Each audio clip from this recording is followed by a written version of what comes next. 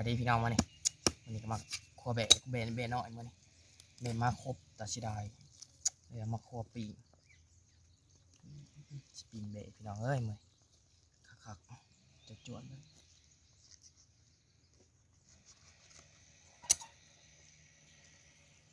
มาปีงกับเมียมัน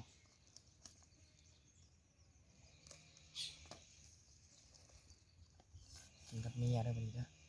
กินกับเมีย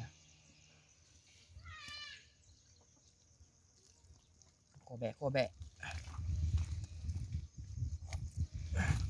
เบนน้อยมาครบตัดสิได้เลยมาครัว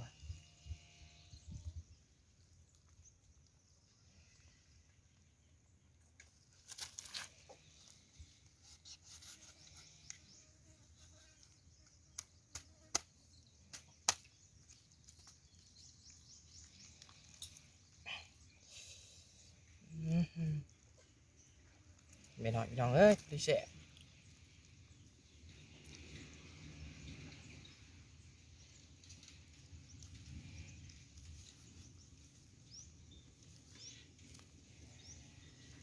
พาเมียจวดมานี่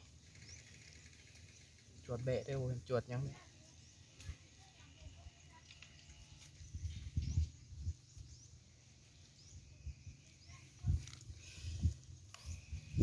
จวดจวดกับบอ